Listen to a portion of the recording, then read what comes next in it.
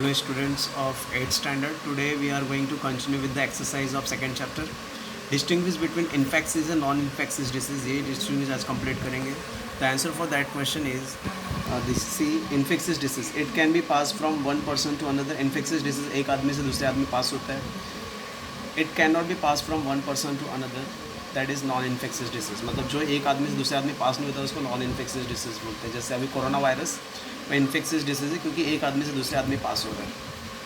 और non infectious disease कभी पास नहीं होता है. It cause by pathogen. ये पैथोजन की वजह से होता है. It cause by internal reason like metabolic और जेनेटिक रीजन. पैथोजन मतलब जर्म्स की वजह से होता है. It can cause by germs. It can cause due to internal reason. Internal reason की वजह से होता है. मेटाबॉलिक और जेनेटिक रीजन की वजह से होता है. They are classified as communicable disease. इसको कम्युनिकेबल डिसीज़ में क्लासीफाई करते हैं. They are classified as non communicable disease. ये नॉन कम्युनिकेबल डिसीज़ होता है. डायरिया, कोलरा, ट्यूबरकुलोसिस एंड इसमें diabetes, hypertension, cancer. Is this clear? The total 4 points are used. It can be passed from one person to another. It cannot be passed from one person to another. It caused by pathogen. It caused due to internal reason, right? They are classified as communicable disease. They are classified as non-communicable disease. Diarrhea, cholera is example of infectious disease. Diabetes, hypertension, cancer is the example of non-infectious disease. Next is identify the odd man out.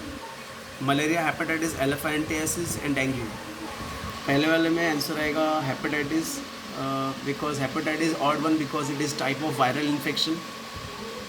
Is a viral infection है, right. Hepatitis जो है viral infection है. बाकी सब मच्छरों से फैलते हैं, ठीक है. मलेरिया, हेपेटाइटिस, एल्फिन, डेंगू में hepatitis is odd one because it is type of viral infection. ये वायरल इन्फेक्शन है. Plague, AIDS, cholera, TB. AIDS is odd one because it is viral disease while rest are bacterial disease. AIDS जो है viral disease है और बाकी सब bacterial disease है. Is this clear? तो पहले वाले में हेपेटाइटिस आंसर आएगा because it is viral infection और एड्स इज़ वायरल डिजीज़. बाकी सब ठीक है.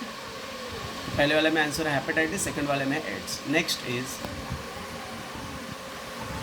answer in one or two sentences. Which are various media of spreading the infectious disease? Infectious disease फैलने का रीज़न सोर्सेज क्या है? पहला question. Which are the various media of spreading infectious disease? Infectious disease फैलने का reason क्या है? Infectious disease can be spread through air, water, blood to blood contact and animal vectors. Infectious disease can be spread through air, water, blood to blood contact and animal vectors. Next question is give the name of 5 non-infectious diseases other than given in lesson. 5 non-infectious disease के नाम. Arthritis, cataract, osteoporosis, multiple sclerosis and Alzheimer's. Arthritis, cataract, osteoporosis, multiple sclerosis and Alzheimer's. Next is you already seen the answer. Next is question. What are the main reason of diabetes and heart disease? Diabetes और heart disease का main reason क्या है? Reason of heart disease include smoking, alcoholism, diabetes, hypertension, obesity. Reason of diabetes include obesity, lack of physical exercise, mental stress, improper diet and hereditary. तो heart disease का reason क्या है? Smoking, alcoholism, diabetes, hypertension, obesity, lack of physical exercise. Reason of diabetes include reason of heart disease समझ गया. Heart disease का smoking होता है, alcoholism होता है, डायबिटीज़ होता है, वेट हाइपरटेंशन होता है, ओबेसिटी होता है, लैक ऑफ फिजिकल एक्सरसाइज होता है.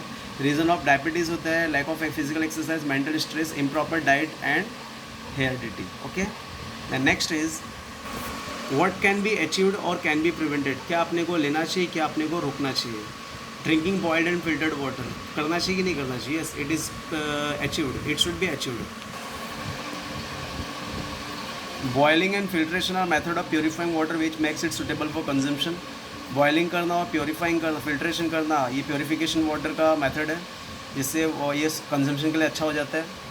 Drinking boiled and filtered water can help in prevention of water borne disease. Filtered water और बॉइल्ड वाटर पीने से पानी से रिलेटेड बीमारी नहीं होती. समझ गया? This will be the answer. Boiling and filtration are method of purifying water which makes it to suitable for consumption. Boiling और फिल्ट्रेशन करने से पानी अच्छा हो जाता है, उसको कंजम्पशन के लिए अच्छा होता है. And next is drinking boiled and filtered water can help in prevention of waterborne disease. पानी साफ़ रखने की वजह से हम लोग को पानी से रिलेटेड बीमारी नहीं होती है। Next question is avoiding smoking and alcoholism. अपने को स्मोकिंग अवॉइड करना चाहिए, करेक्ट? कैसे? Smoking and alcoholism are two of the devils of our health and society. Smoking lead to various kinds of respiratory disorder and hinders of the process of respiration. Okay? वापस बोलता हूँ, smoking and alcoholism are two type of devils in our health and society. Two types का devils है हमारी society में। Smoking lead to various kinds of respiratory disorder and handles of the process of respiration. Is this clear? तो यहाँ से आपको पहला point लिखना है स्मोकिंग से लेके सोसाइटी तक, सेकंड पॉइंट लिखना है स्मोकिंग से लेके रेस्पिरेशन तक। Okay, next is regular balance diet and exercise. Balance diet exercise करना चाहिए, it should be do, it should be provide, it should be do. Balance diet and exercise are key to good health. अच्छे health के लिए अच्छा है, हाँ, but both of this is combination help our system for function properly, help maintain in healthy weight, reduce body fat. Okay, वापस बोलता हूँ, balance diet and exercise are key to good health. अच्छा health का निशानी है। Both of this in combination help our system to function properly, helps to maintain heredity weight, healthy weight and reduce body fat. Okay, वापस बोलता हूँ, balance diet and exercise are key to good health. अच्छे health की एक चाबी है। Both of this in combination help our system to function properly. अपना system अच्छे से काम करता है। हेल्प्स मेंटेन हेल्दी वेट रहता है एंड रिड्यूस बॉडी फैट, और बॉडी फैट अपना कम होता है। Next is proper checking of blood before blood donation. Blood donation के पहले ब्लड चेकिंग होना चाहिए, राइट? ये भी होना चाहिए। Proper checking of blood before blood donation is required to check that to be the blood to be transferred is safe in all respect. Blood जो transfer कर रहे हैं वो सेफ है कि नहीं? Is this clear? Proper checking of blood before blood donation is required to check that blood is to be transferred is safe in all respect. जो blood transfer करे वो सेफ है कि नहीं है? Is this clear? Again I am repeating, proper checking of blood before blood donation is required to check that blood is to be transfer in safe in all respect और not. मतलब blood जो transfer करे वो safe है कि नहीं? Okay, then this will be the answer. Next is then for today's homework you have to write the answer of question number 1, question number 2, question number 3 all, and question number 4 also. तो question number 1, question number 2, question number 3 and question number 4, ये चारों के answer आपको लिखने हैं as a homework for today. कुछ भी doubt होगा तो आप फ़ोन कीजिए, आपका डाउट क्लियर करने की कोशिश करूँगा। Thank you, have a great day.